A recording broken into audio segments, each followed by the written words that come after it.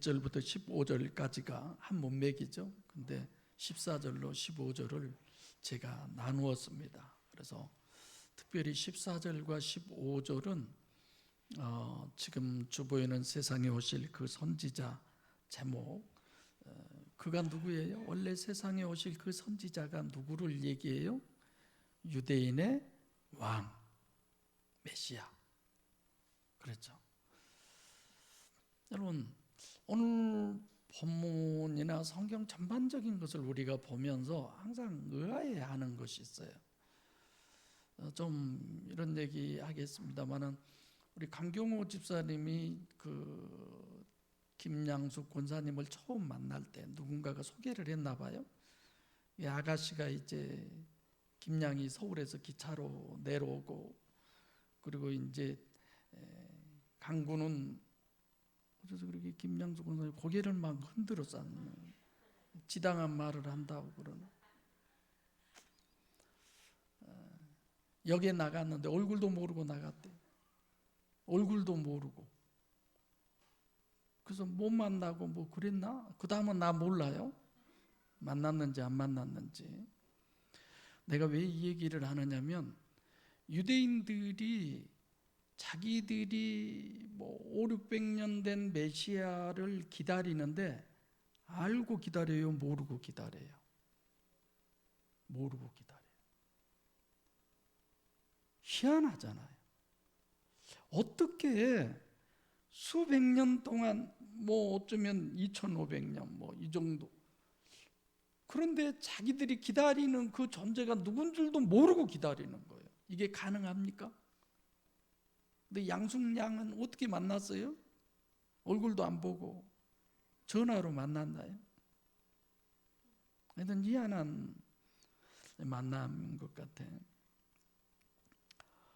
이 본문을 보면서 유대인들이 기다리고 있는 유대인의 왕 메시아 대망 사상을 이 두 구절에 딱 집어넣어 놓는 그런 내용인데, 실질적으로 보면 오병이어를 그 표적을 통해서 유대인의 왕인 메시아의 구원을 우리에게 표적 세메이온, 이걸로 지금 설명을 하고 있습니다. 우선 유대인의 왕인, 유대인이 기다리는 대망의 메시아가 누구냐? 완전한 왕, 완전한 임금. 이게 어떤 자격을 갖추어야 완전한 게 될 수 있느냐? 그건 늘 얘기했지만 직접 강림하셔서 그분이, 그리고 직접 인간과 함께 하시고, 그러죠? 그리고 인간과 교제하고 인간을 통치하고, 그렇게 해서 인간을 구원시키는 그분이 유대인들이 기다리는 메시아 대망, 유대인의 왕이에요. 그런데 서두에서 얘기했지만 2500년 이런 긴 시간 동안 기다리는데, 그 기다리는 사람이 어떻게 생겼는지 그것도 모르고 그게 말 됩니까? 유대인들이 또 바보 멍청이면 몰라요. 세상에서 어떤 지구상에서 가장 뛰어난 민족이라고 그러잖아요. 그래서 히틀러가 다 죽여버리려고 그랬잖아요. 근데도 그 자기들이 기다리는 그 메시아를 모르고 기다리는 게 이게 이해가 되냐고요. 말도 안 되는 얘기지. 그래서 내가 강경호 집사님 내가 설교 준비하다 생각나서 한 건데, 그렇게 고개를 막 부끄러워서요? 참. 여러분 생각해 보세요. 요한복음 1장 19절 제가 잠깐 읽을게요. 유대인들이 예루살렘에서 제사장들과 레위인들을 요한에게 보내어 네가 누구냐 물을 때에 요한의 증거가 이러하니라. 요한이 드러내어 말하고 숨기지 아니하니 드러내어 하는 말이 나는 그리스도가 아니라 한데, 이렇게 대답을 해요. 왜 그리스도가 아니라고 그렇게 대답을 할까요? 이 사람들이 와서 너 그리스도냐? 그렇게 물어봐요. 그래서 나? 그리스도 아니야. 그러니까 그러면 너 엘리야야? 아니야, 나 엘리야도 아니야. 그러면 네가 그 선지자냐? 그 선지자가 누구냐? 신명기 18장 15절에 모세가 나와 같은 선지자를 보낸다고 했거든요. 그러니까 그 선지자, 그 정관사를 써서 그렇게 말 아니라고 그래요. 그러니까 그들이 뭐라고 그러냐면 네가 누군지를 정확하게 얘기를 해야, 그래야 우리를 보낸 사람한테 가서 우리가 너가 이런 사람이라고 알려줘야 되지 않겠느냐. 보낸 사람이 누구예요? 당시의 제사장들과 레위인들이죠. 그러니까 이때 당시만 해도 500년 이상 메시아를 기다렸던 사람들이 물어보는 거야. 너 메시아 맞아? 너 메시아 맞아? 이게 말 돼요? 참 성경은 보면 볼수록 뭐라고 그럴까? 이게 이런 말씀이었네? 이렇게 되는 거죠. 아니 세상에 수천 년 동안 기다리던 메시아가 누군 줄도 모르고 기다린다니 이게 말이나 돼? 이런 생각이 들잖아요. 그러니까 우리 생각과는 다른, 사실상 왜 모르냐? 많은 메시아가 늘 왔었어요. 이 지구상에 가장 성경을 귀하게 여기고 가장 성경을 철저하게 연구하는 사람들이 유대인들인데 그 성경에 약속하고 계시하신 메시아가 누군지를 정확하게 모르는 거예요. 마치 어떻게 해야 천국 가는지 구원론을 모르고 그저 교회만 열심히 다니고 목사가 말하면 그냥 아멘하고 열심히 갔다가 헌금 바치고 주일 안 빠지고 그저 말씀대로 살려고 몸부림치고, 이런 게 신앙인입니까? 우리 기독교인들 그러잖아요. 그리스도인이 누구냐? 오직 예수 하는 사람이 그리스도예요. 근데 예수가 누구냐? 예수를 정확하게 압니까? 너무 몰라요들. 오직 하면 신학생들한테 내가 믿음이 뭐냐고 물으면 믿음도 모르냐고.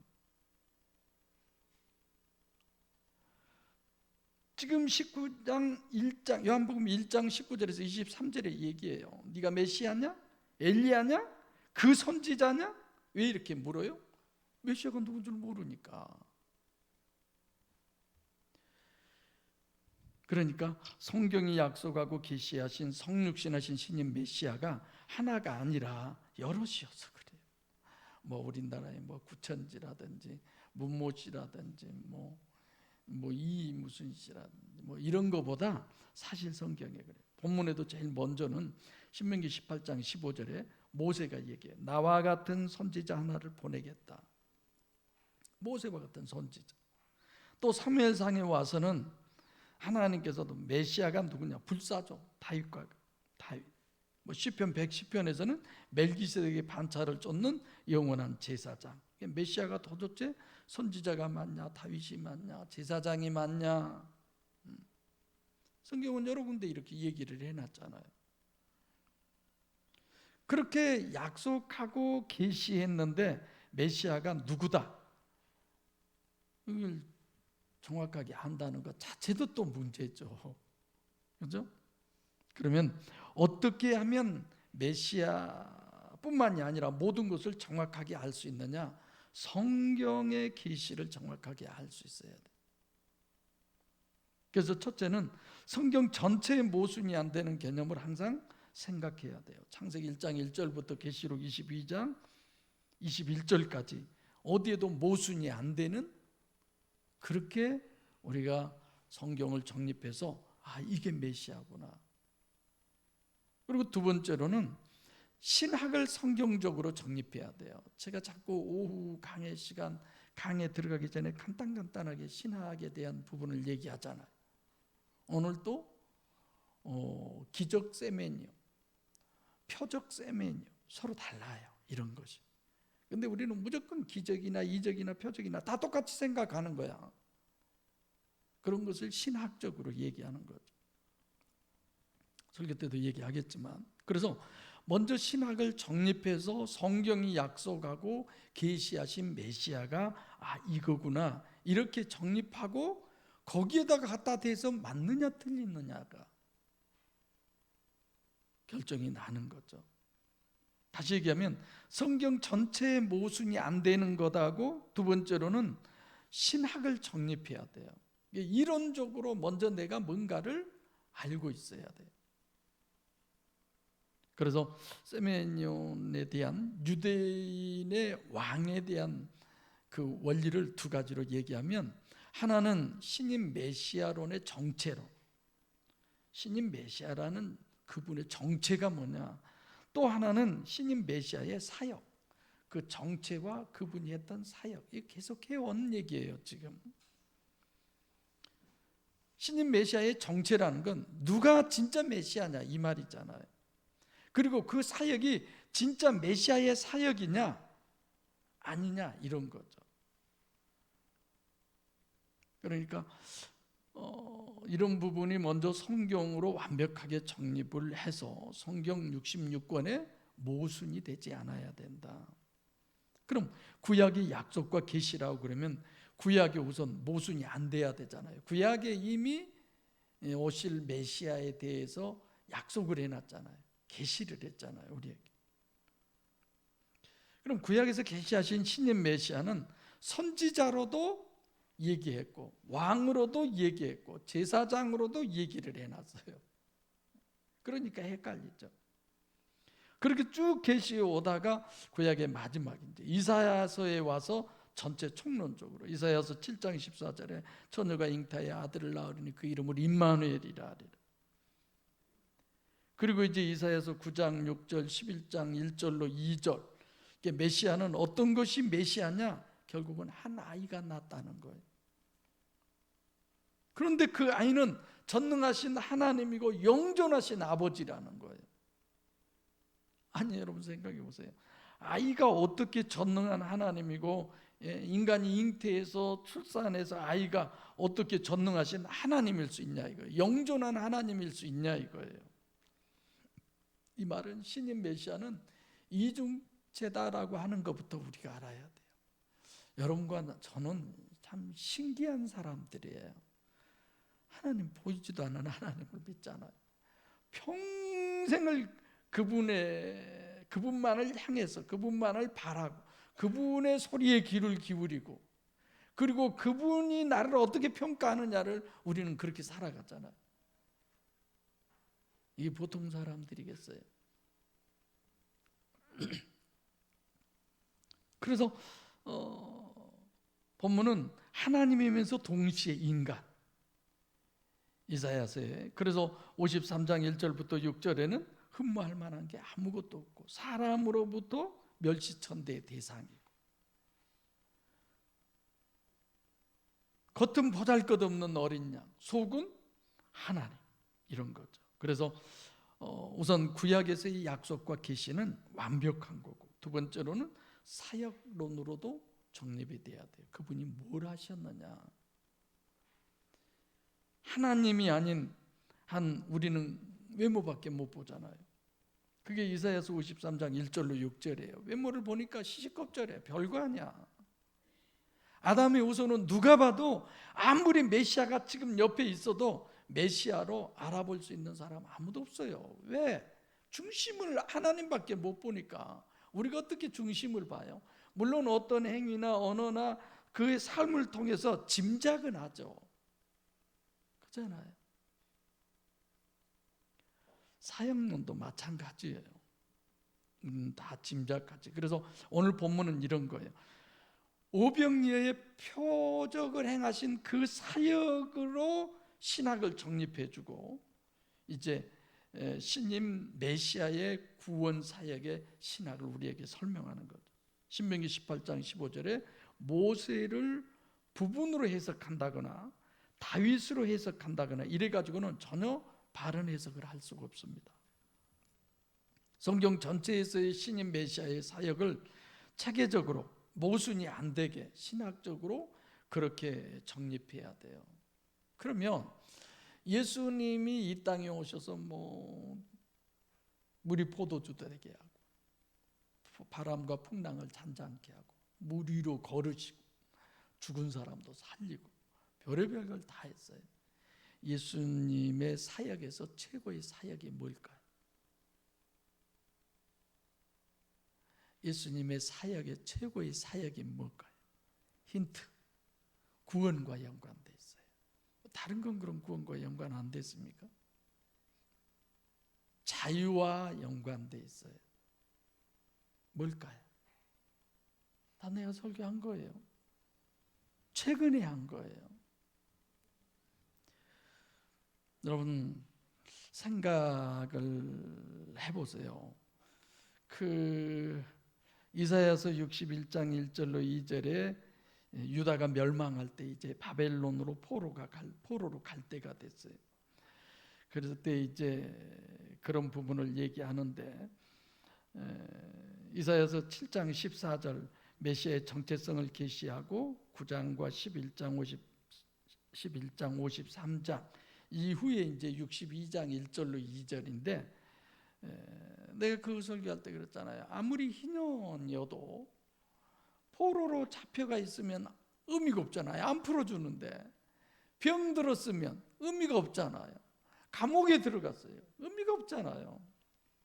그래서 결국은 예수님의 그 무슨 사역이에요? 안식일? 안식년? 희년? 결국은 이제 안식일 이 사역 때문에 계속 유대인들하고 부딪히잖아요. 안식일 사역이에요. 안식일 사역. 쉼이 아니라 해방, 자유. 그러니까 창세기부터 이사야서까지의 메시아의 구원론은 이사야 61장 1절로 2절. 그 성취가 누가복음 4장 18절이에요. 이제 나중에 더 이런 부분은 정립해야 되지만 완벽하게 그것이 되어지는 건 사도행전 2장 1절부터 4절입니다. 왜냐? 안식일 구원은 창세기 2장 1절부터 3절 영혼의 천국 구원을 얘기하잖아요. 그리고 출애굽기 20장 8절로 11절은 원죄 구원, 우리의 분별의 문제. 이것이 성경 전체의 모순 안 되는 완전한 신인 메시아의 구원 사역에 대한 약속과 계시예요. 그리고 이제 오늘 본문을 우리가 보셔야 합니다. 그래서 여러분들이 본문을 코인논의 할 때도 이런 부분을 잘 이해하고 이렇게 봐가야 돼요. 그래서 성육신하신 신인 메시아에 의한 구원은 성경 전체에 모순이 안 되는 완벽한 논리하고 신학은 결국은 뭐냐? 안식일 구원을 얘기하는 것이다. 그래서 안식일 날 예수님이 맨날 사역을 하시니까 맨날 문제가 생기잖아요. 왜 안식일 날 노동을 하느냐? 왜 안식일 날 병을 고치느냐? 다른 날 엿새나 있는데 막 이러잖아요. 여러분 생각해 보세요. 요한복음 18장 33절에서 36절에 이제 예수님이 잡혀왔어요. 빌라도하고 그 유대인의 왕에 대해서 논쟁을 합니다. 빌라도가 예수님에게 묻잖아요. 네가 유대인의 왕이냐? 그러니까 예수님이 뭐라고 그래요? 그렇다. 내가 유대인의 왕이다. 그런데 나는 이 땅에 속한 유대인의 왕이 아니다라고 그렇게 얘기합니다. 그리고 빌라도는 이미 그거 다 알고 있었어요. 그럼 너는 뭐냐? 다시 묻죠. 예수님께서 난 무엇을 증거하러 왔다? 진리를 증거하러 왔다. 내가 구원하러 왔다 그렇게 얘기하는 것이 아니라 진리에 대하여 내가 증거를 하러 오셨다는 거예요. 알레데이야. 그래서 빌라도가 비웃잖아요. 진리가 뭔데? 예수님 더 이상 대답 안 하잖아요. 예수님이 진리에 대하여 증거하러 오셨다. 그럼 그 진리가 뭐냐? 주님이 증거하는 진리, 단 하나의 신인 메시아의 구원론, 그건 안식일 구원론이에요. 그 진리는 여러분과 저를 구원하는 겁니다. 할렐루야. 그걸 전하러 주님이 오셨죠. 무슨 예수님은 뭐 우는 자의 위로와 뭐 그런 겁니까? 누가 울렸는데 범사의 그를 인정한다면. 그게 그 예수도 모르고 믿는 거야. 오늘 오면서 설교를 듣는데 어느 목사님이 저 강의하는 것처럼 그대로 하시더라고요. 해석은 인본으로. 우리가 예수를 믿는다 하면서 예수가 누군 줄도 모르고 그분을 믿고 구원받는다는 게 어처구니 없죠.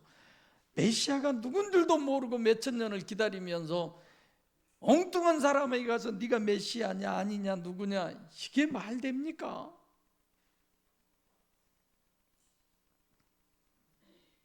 그래서 재정부에게 제가 건의하려고 그래요. 우리 교회 두란노 신학교를 세우려고 한다. 근데 이제 뭐 돈 좀 들어가는데 재정에서 좀 밀어주라. 그래서 원래 신학교는 돈 받고 하는 데가 아니라고 나는 생각해요. 돈 주고 가르쳐야지. 그래서 내보내야지. 근데 우리 교회 신학교는 뭐 내가 말이 신학교지 그냥 성경 공부 코스로 뭐 2년에 한 번씩 모집해서 뭐 5명 내지 7명 그렇게 해서 뭐 제가 이렇게 설교했던 뭐 예를 들어 11조에 대해서도 설교도 하고 11조 설교했는데 뭐 재정에 변화 있나요? 재정부장님?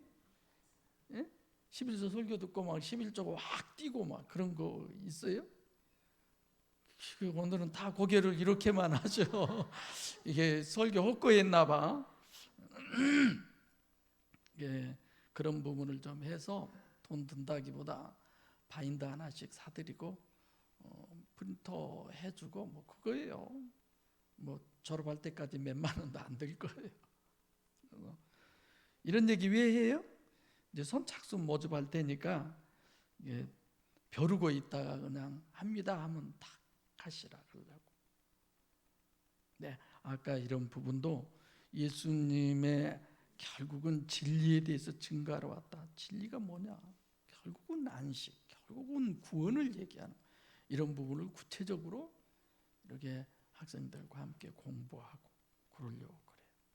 뭐 그거 끝나면 전도사 되고 목사 되고 그런 거 아니에요. 절대 안 시켜요. 나 쫓아낼까 봐서. 그런 건 아니에요. 자, 예수님의 이 사역에 대해서 이제 우리가 다 알았는데 그럼 본문을 강해도 하겠지만 잠깐 보겠습니다. 14절. 그 사람들이 누굴까요? 코이노니 할 때 이 그 사람들이 누구예요? 예? 떡 먹은 사람들? 오병이어. 그렇죠. 그 사람들, 다시 말하면 오병이어의 그 표적. 그러니까 이 사람들은 딱 그 표적 하나에다만 딱 고정을 시켜놓은 거예요. 다른 것은 전혀 아니에요. 지금 14절에 정반사를 강조한 이유가 어디 있느냐면 14절은 앞에 1절부터 13절에 이어진 거잖아요. 지금 한 문맥이니까. 그래서 1절부터 13절에 오병이어의 표적에만 딱 한정을 시켜버린 거야. 이 사람들은. 그 외에는 모든 걸 다 배제한 거예요. 제 말 이해되시죠? 네. 그래서 본문에서 이 사람들이 예수를 유대인으로 왕으로 삼으려고 하는 이유가 있어요. 조건이 있어요. 그것은 모든 걸 다 이것저것 합해보니까 저분이 메시아야. 그거예요? 아니에요? 그게 아니야. 오로지 오병이어의 표적 딱 하나를 보고 저 사람은 메시아야. 그래서 왕으로 삼으려고 그러는 거예요. 이 사람들이 유대인의 왕으로 삼으려고 하는 것은 오직 오병이어의 표적 하나만 보고 그걸 근거로 했다.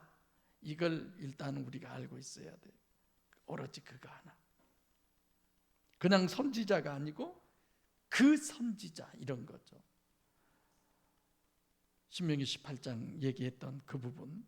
모세가 나 같은 선지자 하나를 하나님께서 세우실 것이다. 메시아를 계시한 거잖아요. 거기 그 선지자 이런 거죠. 그러니까 이 말은 모세가 40년 동안 광야에서 만나를 먹였어요. 모세가 신명기 18장 15절에 하나님께서 나 같은 선지자를 하나 세우겠다.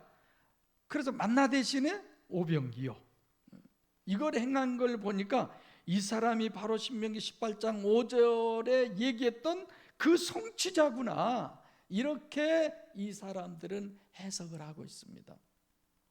그래서 제가 14, 15절을 띄어낸 거예요. 그럼 왜 예수님은 신명기 18장 15절에서 제시하신 모세와 같은 선지자의 메시지, 그것도 틀림없이 성경이 제시한 것인데, 그래서 왕 삼으려고 하니까 왕 안 되시겠다는 거예요. 예수님은 유대인은 왕으로 오셨다고 하시면서, 물론 이 세상의 왕이 아니지만, 이 사람들 보세요. 어느 정도로 확신하느냐. 알레데이아뿐만 아니라 억지로 왕을 삼으려고까지 하는 거예요. 억지로. 너무나도 틀림없으니까. 그리고 거기 호칭에도 보면 14절은 하나님 예수예요. 그 사람들이 예수의, 이게 예수 이게 아니라 하나님 예수. 그리고 15절 뒤에는 인자 예수를 하나님 삼으려고 그러는 거예요. 이 사람들은. 그래서 우선 본문이 14절과 15절이 신인 메시아이신 예수의 정체성을 완전한 하나님이면서 완전한 인간이다, 오병이어의 표적을 행하신 이 사람들이 예수를 하나님, 유대인의 왕을 삼으려고 하는 그 의도를 완벽하게 이제 정립해 주는, 우리가 충분히 이해할 수 있도록 그렇게 지금 얘기해 주는 게 본문이에요. 신인 메시아를 임금으로 삼으려고 하면 그건 맞죠. 당연히 우리들은 그렇잖아요. 근데 신인 메시아를 임금으로 삼으려고 그러는 것이 아니라 인자 예수를 메시아로, 왕으로, 임금으로 삼으려고 하는 것이 바로 이 사람들이에요. 그러니까 신인 메시아가 아닌 제3자를 얘기하는 거죠. 그를 억지로 임금 삼으려고. 그리고 또 주님은 유대인의 왕은 이사야서 61장 1절과 2절의 성취로 평가되어야 왕이 맞아요. 가난한 자에게 복음을 전하고 해방, 자유를 얘기하잖아요. 이사야서 61장 1절과 2절이. 그래서 원래 본문은 1절부터 15절까지 한 단락인데 여기서 13절로 나누고 14, 15절로 나눈 이런 부분은 이와 같이, 1절부터 13절은 예수님이 오병이어의 표적을 행하시는 것은 이사야서 61장 1절과 2절의 성취론으로 기록하고, 그 후가 안식일 신학 정립한 데다가 더하기 병인에게 행하신 표적, 유월절 구원, 이런 것이 다 연결되어 있는 거죠. 그래서 이 13절까지 하고 14, 15절하고 이렇게 대비를 지금 하는 거예요. 그렇게 보면은 짧지만 참 어렵고 이해하면 아주 쉬운 본문이에요. 아, 그런구나, 이런 거죠. 그래서 서두에 제가 얘기했지만 세메니온 신학에 대해서도 얘기했죠. 세메니온은 본문 14절에 보면 그 사람들이 예수 행하신 이 표적을 보고, 이적이죠, 이적. 그래서 세메니온은 두 가지가 있어요. 뭐 자주 얘기 안 하겠습니다만, 하나는 이적, 이건 기적이에요. 야, 이건 기적이야, 기적, 이런 거. 또 하나는 표적, 사인이라고 그러죠. 그러니까 세메니온의 첫 번째인 기적, 세메니온은 어떤 것이냐? 가시적 결과만 보고 기적이에요. 아니, 하나님이면 전지전능하신 분인데 오병이어 그까짓 거 원인을 알고 그 내용을 다 알면 별거 아니네, 이런 거잖아요. 내가 설교한다고 그래서 와, 어떻게 저렇게 설교를 해, 목사님이 어떻게 해? 근데 예를 들어서 하율이나 우리 한나가 와서 설교를 하면 이건 기적이야, 기적, 기적, 이럴 수 있잖아요. 그러면 표적 세메니온, 표적은 어떤 것이냐? 인과율의 법칙이다. 다시 말하면 이론에 대한 실제적 증거인데, 기적은 결과만 보고 원인을 짐작하는 거고, 그러니까 표적은 먼저 원인을 이론적으로 다 정립했더니, 아, 이건 사필 규정, 그럴 수밖에 없구나. 40여 년이 다 돼가도록 목사질만 해 먹었는데 뭐 저 정도 설교는 당연한 거지, 이렇게 이해할 수도 있잖아요. 아, 이것저것 다 이론적으로 알고 보니까 저럴 수밖에 없구나. 이게 표적 세메니온이에요. 이게 기적하고 전혀 달라요. 기적은 어떻게 이럴 수가 있어, 이런 거고, 표적은 이러고 저러고 하는 거 보니까 그럴 수 있구나, 이런 거죠. 그래서 이 두 부분을 이렇게 간단하게 제가 설명합니다만, 보통 기적 같은 부분은 원인이 제 멋대로 짐작해요. 거의 다. 저건 하나님이 했겠지, 저것은 바알세불이 했겠지, 귀신을 저렇게 하는 거 보니까 저건 바알세불의 역사야, 이런 거 있잖아요. 표적은 어떤 거냐면 먼저 원인이 있어요. 먼저 말씀이 있는 거예요. 그래, 천국과 지옥이 분명히 있어, 이건 성경에 기록됐어, 나는 그걸 믿어, 이렇게 돼 가는 거죠. 그래, 맞아. 누가복음 16장 19절로 31절을 보니까 당연해, 저 부자가 지옥 간 거 당연해, 모세가 가나안 들어가지 못한 게 당연해, 이런 건 다 표적이에요. 제가 더 설명 안 해도 이해되시죠? 하나님이 가라사대 빛이 있으라 하시매 빛이 있었어. 하나님의 가라사대가 있으니까. 제 고민이 가라사대가 뭘까를 지금 고민하고 있어요. 물론 하나님의 의지의 결정이다, 이렇게 우리가 창세기 때 했지만 더 분명하게, 좀 쉽게, 더 이해가게, 이제 이런 것도 신학교 개설하면 그 학생들에게 할 거예요. 이게 다 여러분들에게 하고 거기서는 구체적으로 하려고 그래요. 원인이 있으니까 빛이 있는 거죠. 아닐 땐 굴뚝에 어떻게 용기가 나요? 그래서 기적 세메니오는 신비, 표적 세메니오는 사필 규정, 인과율의 법칙, 이렇게 서로 달라집니다. 천국이 실제로 있는지 어떻게 알아요? 천국이 있을 수밖에 없는 신학을 우리가 정립했잖아요. 논리적으로 정립돼 있잖아요. 그러니까 설교도 그래요. 신비, 세메니언으로 설교하는 건 쉬워요. 내가 기도하는데 어제 꿈에 그만 가야지. 내가 꿈에 누구를 봤거든요. 그것도 그만 가야지. 예.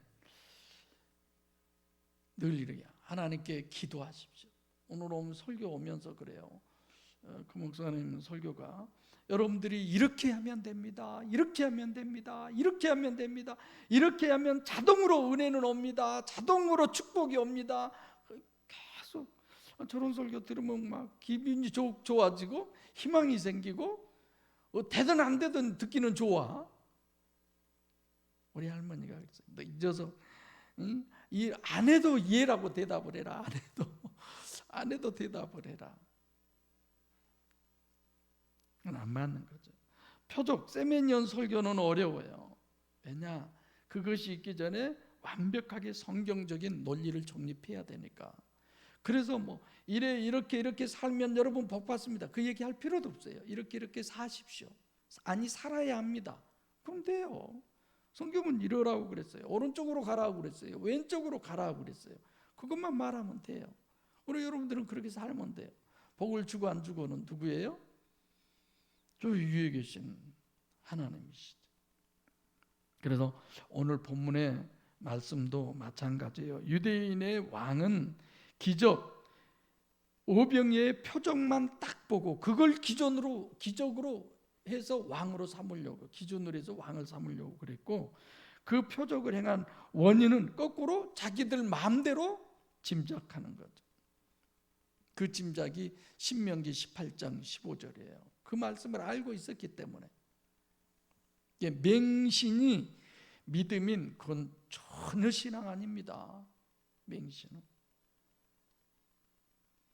그래서 여러분, 성경은 처음부터 끝까지의 논리는 유일신이 직접 강림하셔서 인간과 직접 함께 하시고, 직접 인간을 통치하시고, 직접 역사하시고, 그리고 직접 구원하시는 성육신하신 신인 메시아의 실제적 구원이에요.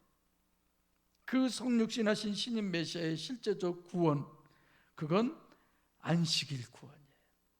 천국 구원이에요. 원죄 구원이에요. 그래서 우리는 안식일을 주일로 여기지만 어제가 안식일이잖아요. 원래 오늘은 주일이에요. 이 날이 바로 우리에게 있어서의 안식일의 의미가 우리에게 주어지는 거죠. 그래서 주일 예배 드리는 건 사실상 천국 구원을 우리가 스스로 느끼고 경험하고, 그래서 말씀이 주님이 주시는 영적 만나처럼 그렇게 되어져야 하고, 그런 모든 부분에 있어서 찬양도 하고 기도도 하고 그게 다잖아요. 그게 결국은 뭐냐? 우리 심령 속에, 여러분의 심령 속에 주님을 보혜사 성령으로 실제로 모셔드려서 안식일 구원의 성취가 되어지는 겁니다. 할렐루야. 예. 요한복음 6장 59절 한번 봐볼까요? 지금 우리가 6장인데 59절 다 같이 읽을까요? 시작. 이 말씀은 예수께서 가버나움 회당에서 가르치실 때에 하셨느니라. 언제? 이 말씀은 가버나움 회당에서. 예수님이 언제 회당에서 가르쳐요? 안식일 날. 그러니까 59절까지가 다 무슨 날이에요? 안식일 날이에요. 이것으로 완성되는 게 아니라 59절까지 가야 안식일 구원의 메시아의 진리, 알레데이아 진리가 성취되는 거예요. 사랑하는 목양교회 성도 여러분, 여기까지 우리를 인도하시고 늘 이렇게 말씀으로 우리에게 정립해 주시고 지금도 역사하시는 주님께서 안식일 구원론으로 완전한 구원을 이루셔서 이 땅에서도 그리스도로 보혜사 성령 하나님으로 육신과 세상을 승리하시고 저 천국에서도 그리스도와 함께 하나님의 안식을 다 누리시는 우리 모두가 되기를 간절히 소원합니다. 기도하겠습니다.